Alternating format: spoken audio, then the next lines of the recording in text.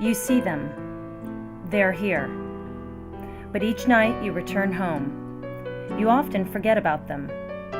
But they are here, in our midst, part of our community, part of the fabric that weaves through Ketchikan.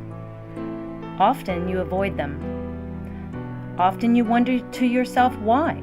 Why cannot this person better themselves? Or perhaps their plight is your own worst fear. Fear that you might be there alongside of them in need. This is their story. This is our story. The story of our community doing what it does so well, helping those in need. If I'm not being too personal, how old are you? I'm 55. Okay. Yes, I'll be 55 in July. I have 8 grandchildren and 3 daughters and 1 son who were raised in Southeast Alaska here. And I became disabled 4 years ago. I worked in the mining industry in Juneau, Greens Creek gold mine, and raised my family with that. Both my ex-wife and I received our GEDs and 2 years of tech school, associate degrees in Juneau. She went to work for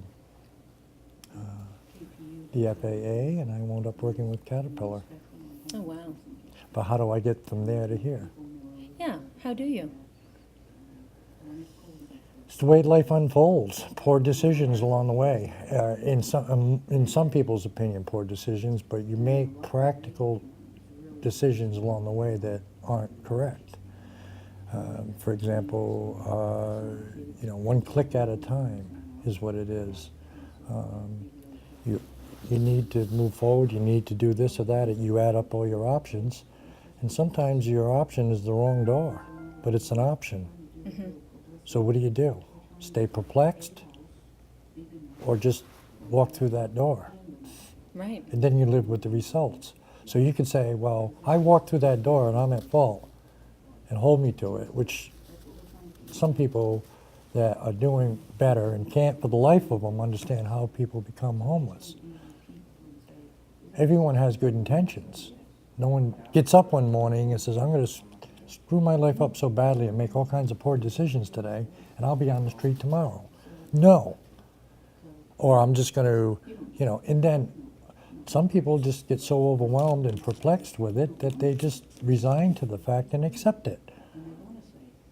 Because there is no answer for them, or they think there isn't. They don't have, or I don't, have the capacity to come up with a plan. And the more and more people become homeless and out of work and broken families, alcoholism, on and on and on, the children suffer, you name it. It's like a rippling effect that spreads through our society. So it's in the best interest of sensible people to step forward and be there to perhaps change the path for people. Mm-hmm. This name of the shelter, Path is Perfect. It's a path. We need things on simple terms, baby steps, and it can happen, and it happens to a lot of people, and I'm not saying it can happen to anyone, and just to get everyone feeling like, oh, you're in this too, but it's true, and because it starts out the way it has. I'm 55. I've seen a lot of things change, and things are going to change, and you've got to accept them and roll with them, but I don't like what I see, because what I'm seeing is socially, economically, throughout the U.S., we're dividing camps right now. And that's what it is, but the problem with it is, with the homeless sector anyway, it's so easy to just put a lid on same lid on every jar and say, well, they're a mom, they chose to be that way. If they wanted to do anything about it, they get their butts up and get a job and do something about it. Well, that's fine. That makes sense to you and maybe a dozen others. However, people just cannot do it. They cannot compete with someone that has a resume that shows that they've had stable employment and residence and reference, and they'd run your credit for the smallest jobs now to weed out anyone. And you're competing with people with the resources and things that, so we take what we can get. And some people cannot get nothing. Their general appearance slips, their hygiene slips, their mental health slips, substance abuse comes into the picture. And that's kind of what I've been victim of that myself. I've slipped. I came this close, and I seen that line right in front of me. I could have went either way, even though I'm still a bum. I still hang on tight. I have that, and but I don't like what I see out there. But at the least, I'm in Alaska where people are going to look out for me until I can do better for myself. And like I said, everyone has a different story. So around Ketchikan you've got the Salvation Army where that's an awesome lunch. Yes. You've got Path for overnight. Yes. You've got the day shelter where we are right now during the Yes. day. What's missing? What's missing is an ideal situation where I seen in one other place that did fill that what's missing spot. They pulled it all together.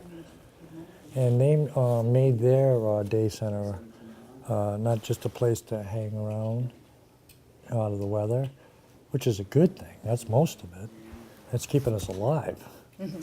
However, they went a step further and pushed the envelope to pull all services together in one spot, and they called it a one-stop center. Resources, information, that's what it's all about, and advocacy. Where, for example, if I called for an apartment or a room somewhere, and and they took a look at me for whatever reason, they may or may not accept me. If I had an advocate explaining the situation ahead, it helped me bridge that gap to make up for that. Then, those are the things that are the most important. They had a job coach that did the same. They weren't trying to put us at top positions anywhere. We're talking anything. But they take someone that has an education or appearance is acceptable. It's all about appearance. We know these things. So where they're taken seriously and with some measure of respect, because people don't, underneath, really have respect for anyone that winds up homeless. They figure something's wrong with this picture. Mm-hmm. Yeah, because if I passed you in the grocery, I would have no idea. Well, I live out of a bag, and I've been that way for some time. I don't quite fit in anywhere right at this moment. And I'm not really trying to. I just keep moving. That's my answer, if that makes any sense. I keep rolling. Like I'll stay in Alaska for the summer. I'll be a law-abiding citizen. I won't drink myself silly. I'll work. I'll visit. I'll enjoy, and then I'll roll. Because I cannot be here in the wintertime. Unless How do you decide where you're going next? Well, I have an MO. What's that? The old MO thing, modus operandi Yep. or whatever. Well, I travel from, I work and stay in Alaska in the summer. Then I go to the warm, sunny areas in the wintertime. I try to. Mm-hmm. I had to be here for my daughter. She has some family stuff going on.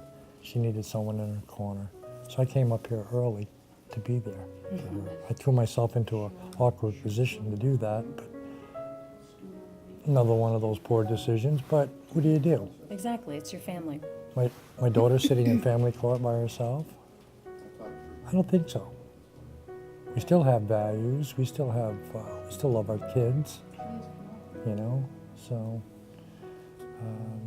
But as far as giving up hope, no.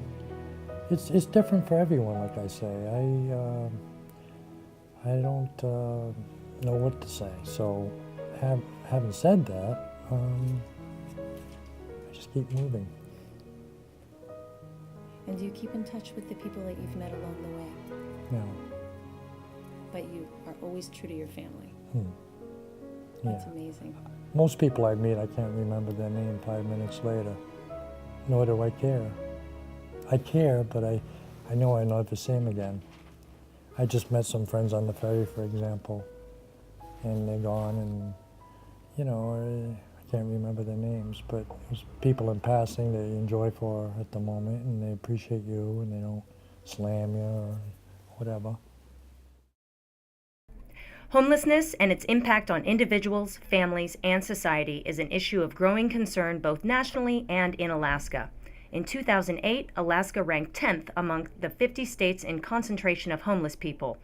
Who are the homeless in Alaska? 57.5% were families with children who resided in shelters, and 23.7% were households with children who did not use shelter services.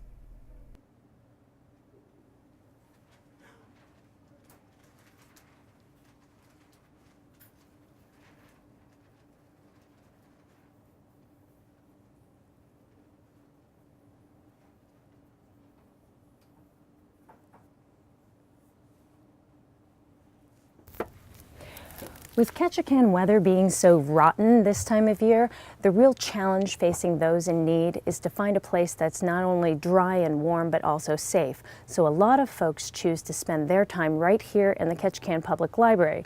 Oftentimes they'll read books, schedule their day right around their other activities such as going to the Salvation Army for lunch. They can also look on the internet for jobs here at the library and also watch movies. So the library, believe it or not, is actually a very, very popular place.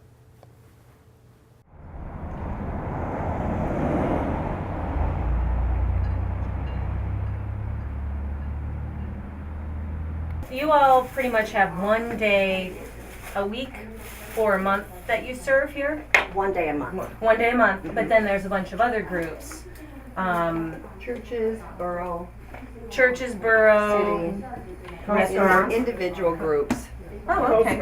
And restaurants bring food and then they serve it, someone here within the Salvation Army, their volunteers will serve the food. But the Pioneer brings the Pioneer and Little Landing, they donate food already done, already made up. Great. Yeah. That's nice too, it's a nice change. If I'm a person, but I'm not a member, say, of your group, I'm assuming I could come in and say, hey, I'd like to help out. You sure may. So anyone could come and say, hey, I want to help out today. Yes. And we actually use some of the people that actually come to eat here too. Oh, They good. always want to help, which would be cleaning the tables, setting up, etc. Yeah. There's some routine people that come all the time, and then they know what to do when they get it set up for us, which is nice, so we don't have to do all that. The tables And are they'll- always set up for Yeah, us. they'll clean the kitchen afterwards, the floor and the Oh, good. That's containers nice. and that, which makes it easy for us. That's great. And do the groceries, I would assume, donate some stuff too every The now and grocery stores do, yes. Yeah. They have a big freezer and refrigerator that we bring into storage and non-perishable items that we use. And we must be doing And then and then we sometimes donate our own, donate things ourselves. So there's actually a theme today. Is that what I'm seeing over there? Is it a theme? Well, We got green I had to do peas. St. Patrick's Day, so Patrick's I Day. brought this, and cream de mint brownies, and blackberry jam cake, and pecan pies. This lady is the baker. I like to cook. I like to bake. So a year ago, it was you would be standing around preparing the food, thinking about 30 people, but this year it's more like 40. Yes. Yeah. So the numbers have gone up. That's definitely. Well, last time we ran out of salad, but we were given huge. Yeah. And we've got 2 salads this time. We cooked the Well, jambalaya fact with is- this and the bread and The the, fact is, last month we ran out of food. Right, yeah. We did we ran out of what? But they ran out of usually, Yeah. they usually love the food so much that Because Phyllis is. Yes, because Phyllis they come loves- back for seconds. Oh, okay. That was going to be Yeah. my next question. Yeah. Is there a limit? I can only have one plate. No, they come It's back. one plate until everyone's served, and then Yes. come back Yeah. and you And can then have they- seconds. And then Come back some until it's take, gone. if there's enough, they'll take some with them. Oh, good. Okay. It's not wasted. No. Yeah. Well, I wouldn't. I And wouldn't then the think. crew, if we can, the crew eats, so. Yes.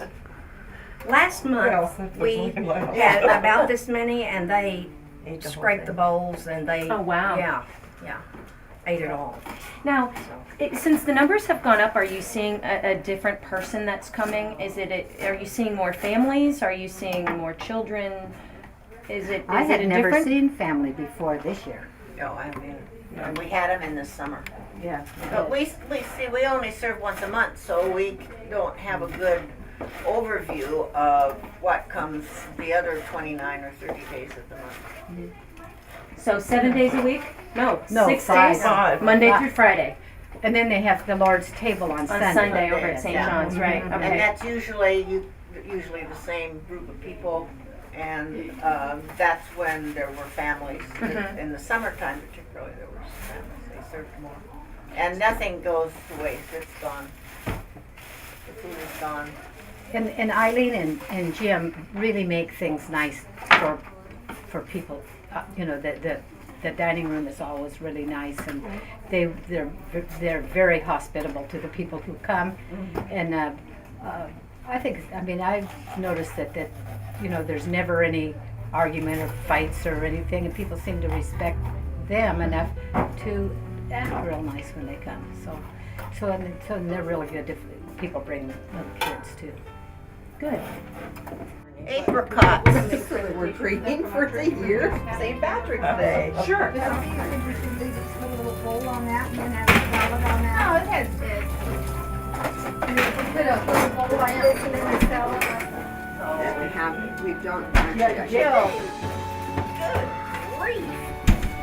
Hang on. Hot there.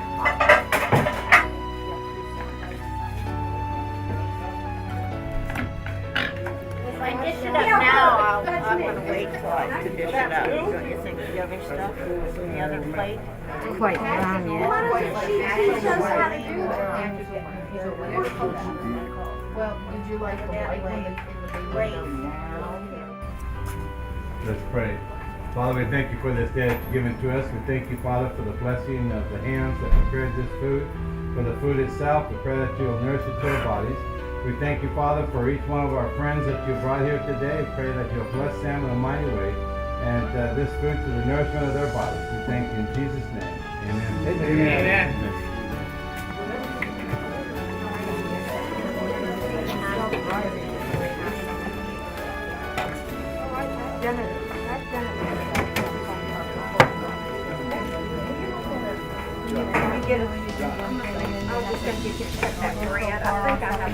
Thank you, ladies.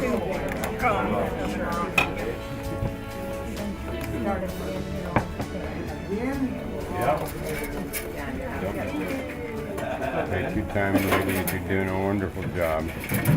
Thank you. We all really appreciate it. Thank you. All right. So this looks really good. I don't know where I'm gonna sit though. I'll sit over here. So do you come here a lot, or? Maybe 3 times a week. Oh, really? Pretty good. And the kids seem to really enjoy it. Yeah. We definitely need it right now. We're, a lot of things going in our life, and we're You'll have to ask definitely in need of this, and it's a big help that we are able to do this. Yeah, it's good stuff. Yeah, really good.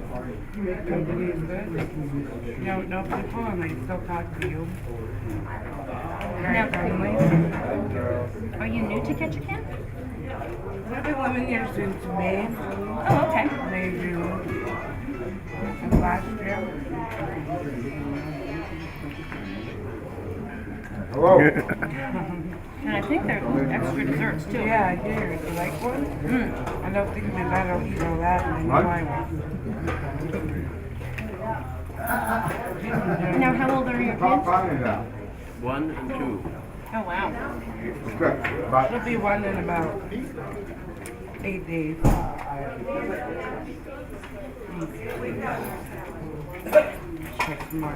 he's in 7th heaven. He's loving them. Yeah, he's really like some bread and dipping it in the pot pie. You got good, son? Careful blowing. You like it? Yeah, blow. Oh, you got orange juice. It's part of it. Yeah, she's still hungry. Give me some more. More Jello.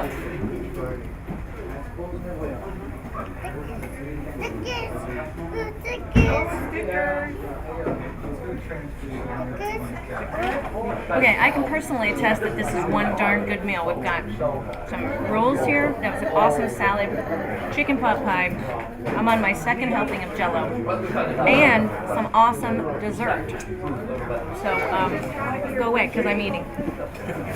So the lunch is over at the Salvation Army, and a different group cooks every day, and it was great, great food. The one thing that I really walked away from the Salvation Army lunch with is the fact that it's not just one type of person that shows up for lunch at the Salvation Army. It's old, young, families, non-families. Everybody's welcome and everyone gets fed. Many of these people do have homes. I mean, it's not necessarily they're called homeless. They just do not have jobs. Some actually do have jobs too, but they can't live on what they make to be able to afford meals. And some will come here just for lunch to get something big to eat, so they can just have a sandwich or have soup or salad, or actually not salad, but some macaroni and cheese. Something smaller in the Something smaller, evening. Right. cheaper. The carbohydrate seems to be the food, and then because it's the cheapest thing to buy. Right. So that we try to give them a balanced meal, and then we always give them sweets, which is probably not the best thing to do, but they like it, and they don't get it the rest of the time. So I think she's in disagreement. She likes the sweets. I mean, She's the baker. But products like fruit, is very seldom that they get fruit to purchase that. So if we get the grocers that have left apples or oranges, they spoil so quick here. Right. That you have to hand them out, and so so they're gone as quick as possible. Now, sometimes the Coast Guard. I'm trying to think of other organizations that actually bring in, they finished doing a summer project, so to speak, and they had this huge kitchen and had a lot of food left. Right. And that's able to be frozen, so they'll bring it here because we can have turkeys then 3 months later. Right. And Yeah, good so idea. that's a good idea for us. And I'd like to go see. I'd like to go see the walk-in. Is that possible? Sure. Let's go see the walk-in.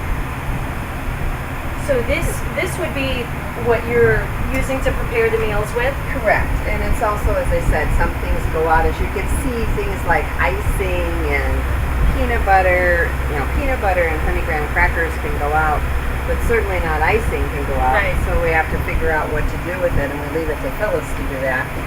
Is there something in the kitchen storage that we can use to make something later? Right, yeah. So we have, like This is for their food basket. So if I'm a single person, me, myself, and I come in for a food basket, I would get a certain basket. But then if I'm say a husband, wife, and 2 children, then I would get an entire, maybe something a little bit different based on the size of my family. It probably is like Laving. I've never made a basket here or had anything to do with it, but at Laving, they have a thing on the wall, and then they have the amount of how many cans of vegetables, how many cans of fruit, how many cans of soup, and so if it's from 2 to what is it? 1 to 3 or 4, and 4 to whatever. It depends on how many cans of it you give it. So there's the milk. This is like, this was part of our dinner that we're going to have. Right, I saw that. And so then See, these are refrigerator items for free food box. It's going to be made up, so that's we were coming in to do something, we know not to touch that. Right. When we come in and pull our food out that we're going to use, we put our name on it, say please do not use, it's going to be used by them. Just being here is making my stomach rumble. So So there's several locations around the community that actually serve as the storage and delivery mechanisms for Love Incorporated, which is where folks need to go in order to qualify for these benefits. This is where the food is stored. At another location, there's clothing. At another location, there's hygiene items. And there's a pretty rigorous interview process in terms of qualifying folks for what they need. And that's really out of fairness so that everyone can be served. Now, with that being said, we've got the food here. Person goes who is in need. They'll be interviewed by Lisa Scarborough, and she will determine their need and the size of their family and so on and so forth. And then all of these people around the community, they'll all get to work. For example, at this food pantry, this is not where you come if you are in need of a box of food. You go to Love Incorporated. The list is, the shopping list per se, is sent here to the United Methodist Church, and the ladies then put the boxes together and deliver those to the individuals that have been pre-cleared, if you will, by Lisa Scarborough. So Love Incorporated is a huge, huge help in our community as well. So talk to me about a day from you get up in the morning. Let's say you stayed at Path the night before. Yes. So you leave Path at 9 o'clock. Walk me through a day in your shoes. Well, the first decision is what's the weather doing? Whether you're going to be inside or you're going to be outside. If it's like a day like today, what are you going to do? Walk around in the rain and just get soaked all day? No. You're going to have to find some place to go. The library is a good resource. For us, it's not so good for the library because we take up chair space and whatnot.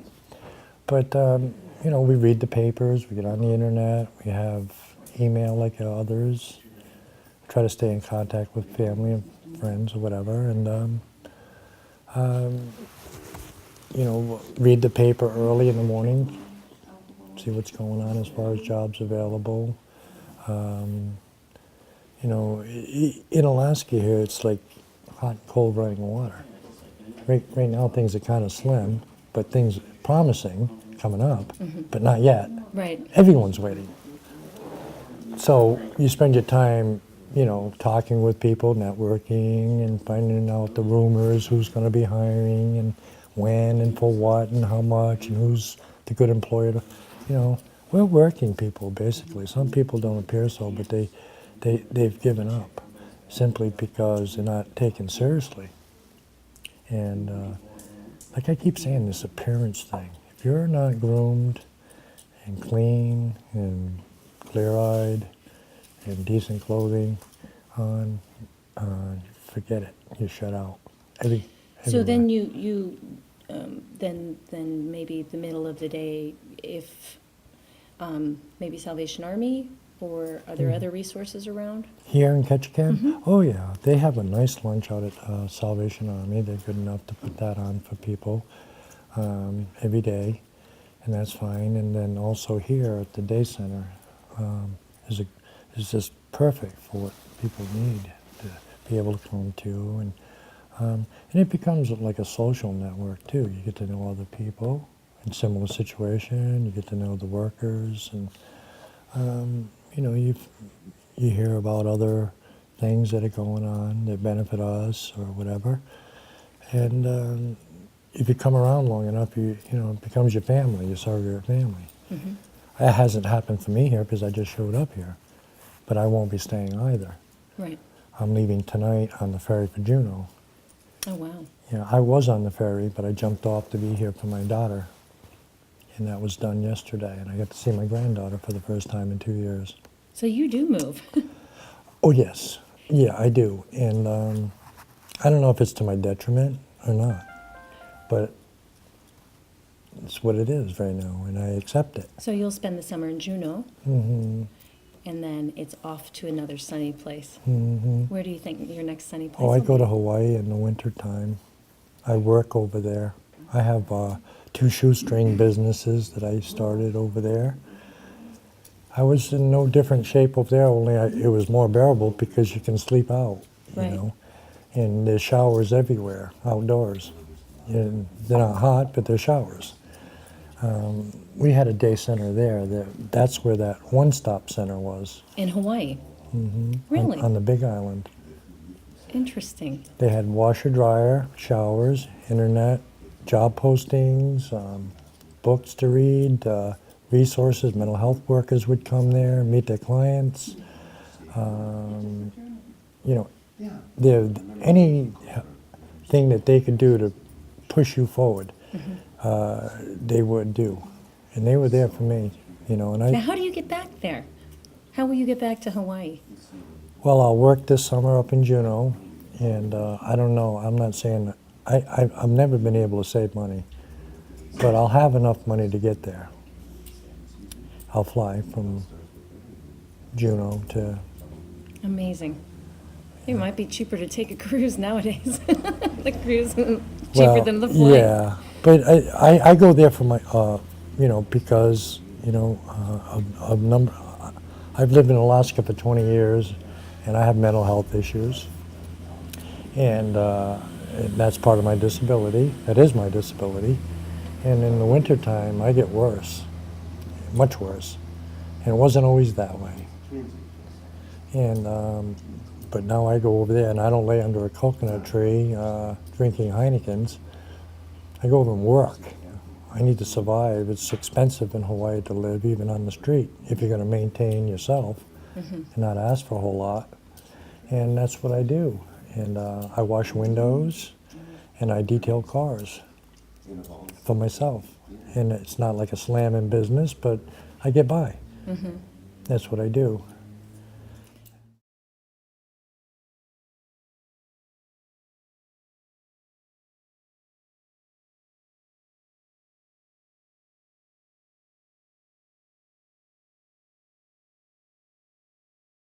First City Homeless Services operates the day shelter, and we are here with John Bretke, brand new manager.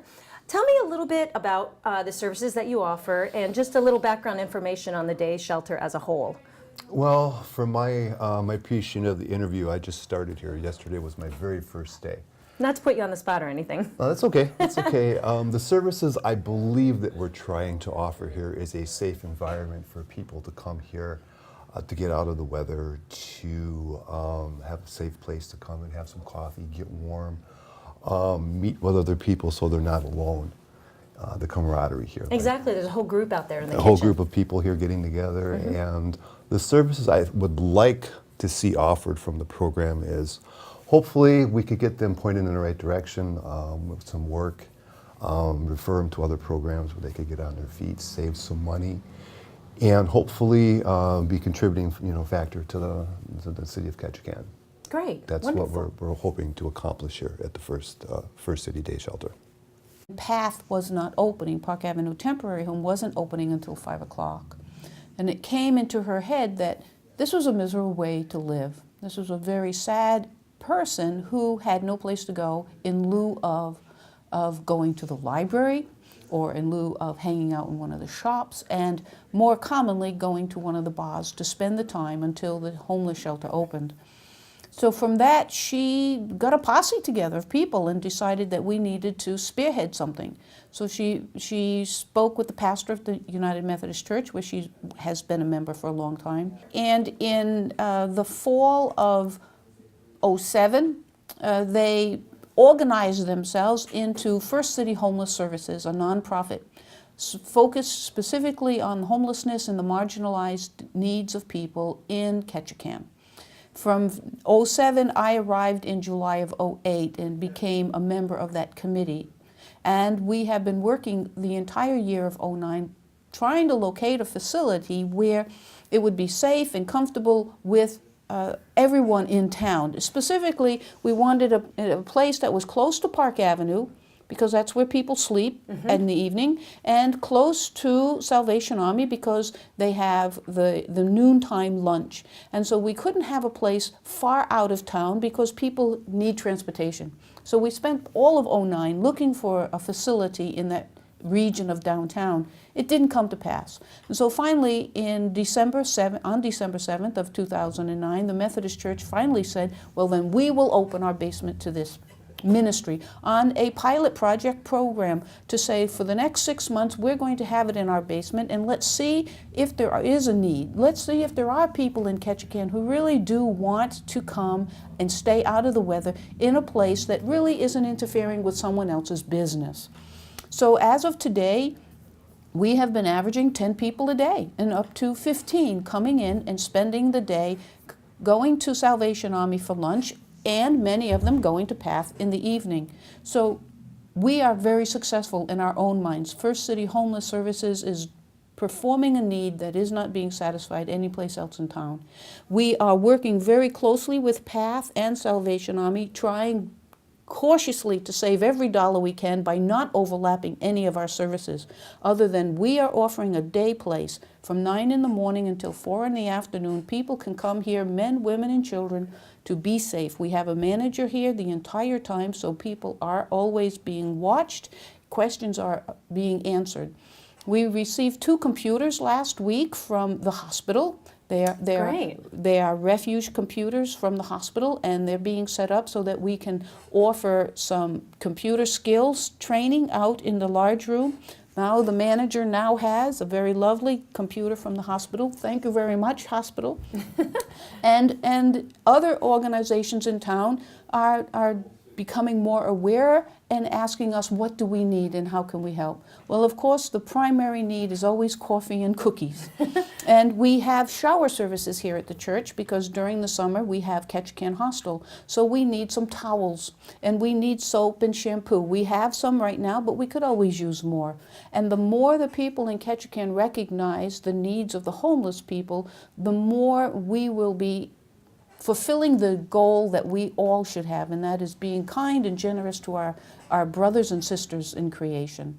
And this is what First City Homeless Services believes, is that everyone should be treated with kindness and dignity, and that we all came into this world the exact same condition. And so therefore we should care for one another in that regard with mutual respect.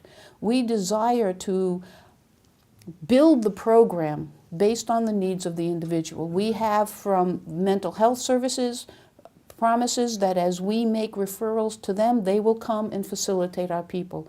We have referrals to AA for some of our people, for Al-Anon for some of our people. So the patrons that come to us can be referred to jobs. We will help them with resumes. Job service has already made it possible for one of our people to find employment. So we're working as closely as we can because no one wants to be homeless. And no one should stay homeless if they are given the ability to have resources. So that's what we want to do. Immediately this winter, get people off the street where they can be warm, where they can be comfortable, and they're out of that cold weather.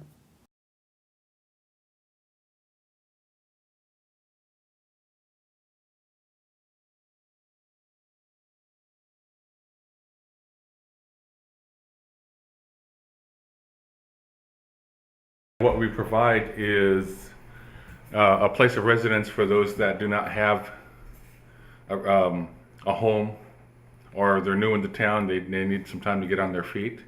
Gives them a chance to a place to stay. It's $3 a night per person or $6 for a family.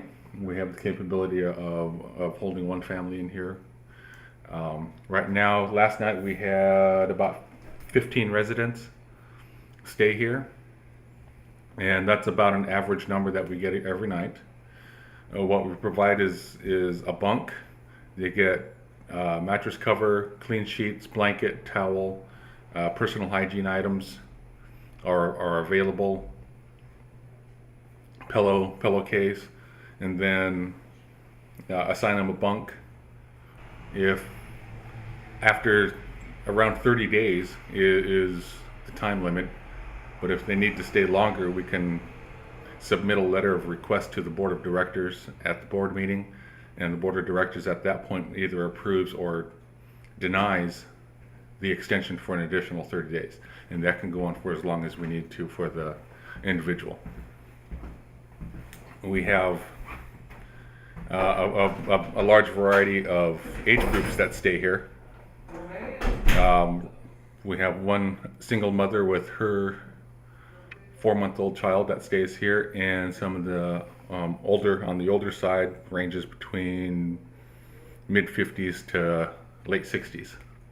We also provide what we call house food, and it's all the food drive items that throughout the winter season and the summertime that get donated. We stock a full kitchen, refrigerator, stove, oven, with items ranging from canned soup to spaghetti sauce to canned fruit, boxed meals, macaroni and cheese, biscuit mix.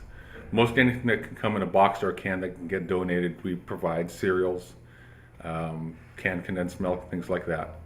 Perishable items they have to provide for themselves: eggs, bread, fresh milk. Those types of items they have to provide for themselves, because we do not get those donated. I believe over Thanksgiving and Christmas we received several turkeys and hams. As a courtesy, I, as the manager, will put it in the oven early in the afternoon so it finishes its cooking cycle by 5 or 6 o'clock at night, and everybody's back in the shelter and a nice hot turkey's ready for them, and they can make their own yams and mashed potatoes and canned vegetables and stuff like that to go with it.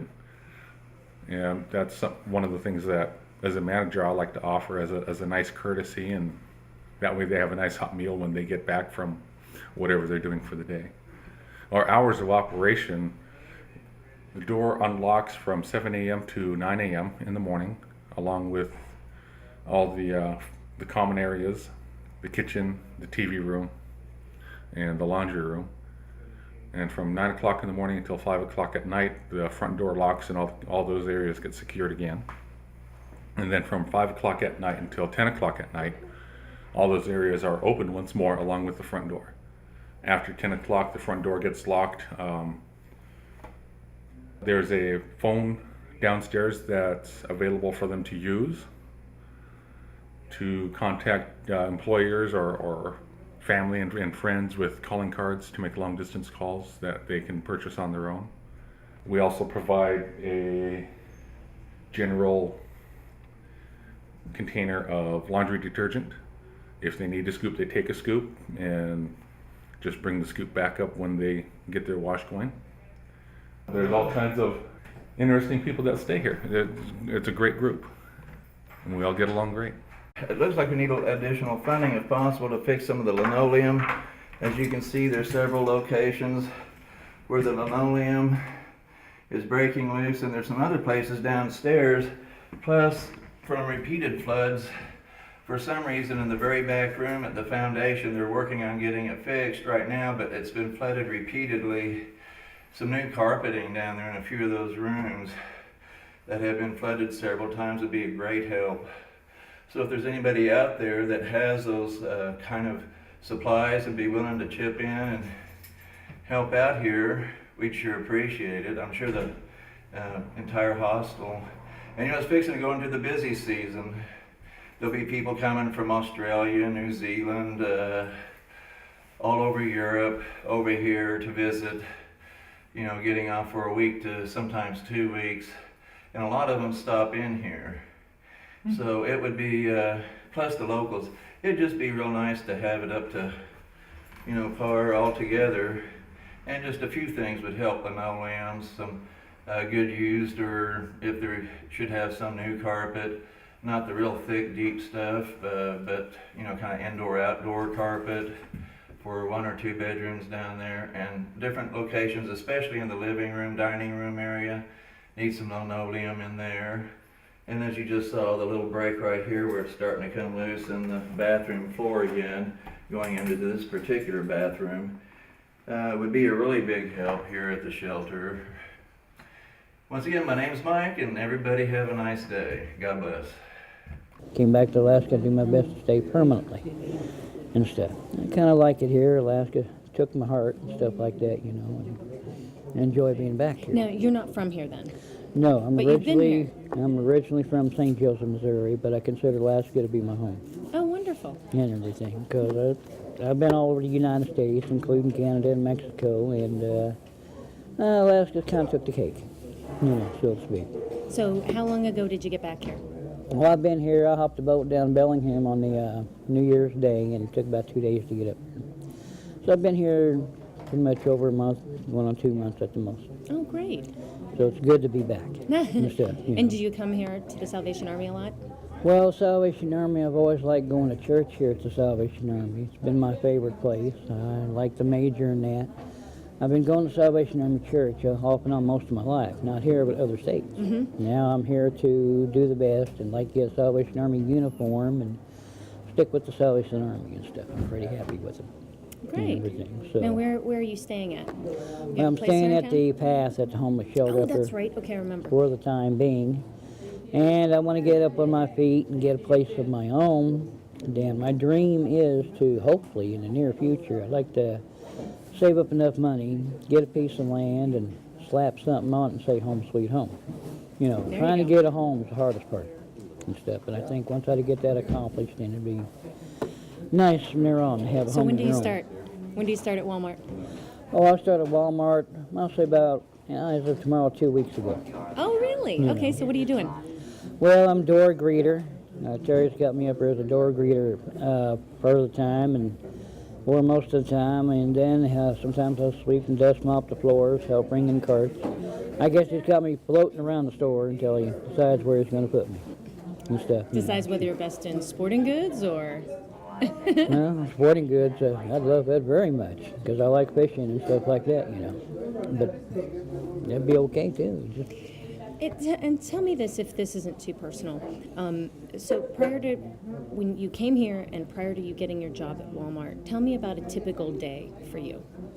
me and a hard So day. you wake up and what do you do? Well, I wake up and thankful to see another day, you know, and say a small prayer and then get around and breakfast and stuff like that. Don't drink as much coffee I used to because coffee gets the blood pressure elevated too high. So I kind of learned how to keep that that's my low. problem. Oh. Yeah, I had to cut down. My Uh-huh. blood pressure shot up sky high Sunday before last. I figured well, it's time to cut down on the coffee. Right. And I did. But other than that, it's just a regular day, living from day to day, stuff like that, being thankful, counting my blessings, and getting by like everybody else the best I can. And what I'm trying to understand that, you know, so we get up in the morning and Path opens its doors at 9 o'clock or closes its doors, however you want to Well, look at it. the hours are basically from 9 a.m. to 5 p.m. You have to be out of the building, basically, to my understanding, at 9 a.m. Then you can't get back in at 5 p.m. But the new management, Mr. Michael Brown, new management took over. He's a pretty nice person. He's a real good guy. He keeps the doors open late at night because I work at Walmart from 1 in the afternoon to 10 at night. And I basically have to find my way, get a ride home, and it's about 10:30 at night or so when I get in. Right. And then he's nice enough to leave the doors open for me to get in. Then he locks the doors afterwards. So that's pretty nice. But before you had your Walmart, what do you do from 9 to 5? Well, Are from there 9, different from places 9 to to go? 5, well, 9 I go up to a place called the day shelter up across from the police station up there. And sometimes there, and there's times I come down here and like to hang out down here because I love the Salvation Army and I can sit here and read a book, usually drink coffee, but sometimes I got tea, I can drink tea, green tea and stuff like that. And it's a place to get out of the cold where I can sit and think about things. Now another time in the afternoons I've been trying to study up on my GED, which is back up here across from my tattooers, IGA, and I go up there and about 1 or 2 days a week now I'm trying to study for GED. Good. Now if I don't get GED, that's fine. At least I get somewhat smarter. Right, You right, know, there you go. so- You'll get it. I know you will. So I'm hanging in there. When's the test? Huh? When's your GED test? Well, I ain't had it yet or anything. I've been studying up, learning some things. Just recently learned how to divide. That's something I ain't known for years, but how to do a division. So I'm doing that now and stuff and everything. Math so, is my worst subject. Yeah. It's the worst. Well, math has always been my worst subject in a lot of ways. I can read, I can write, but math has always been the hardest thing on there and stuff. So I'm learning how to do that. and be good at it, I hope. So, but if not, that's okay. I believe I can learn enough to at least get by in life. That's the main thing. There you go. That's awesome. Thank you so much. You're and I welcome. hope to see you around again. Well, if you don't see me here, then maybe you'll be in heaven with the Lord, yeah. There you go. Thanks. Unfortunately, homelessness is not a weather-permitting situation. Often these dire needs force families to choose between things like food, shelter, or other basic needs. And while persons struggling with obvious things like substance abuse and/or mental illness are usually the most visible around the community and the ones that we think of first, the unfortunate fact is that most homelessness occurs within children and families.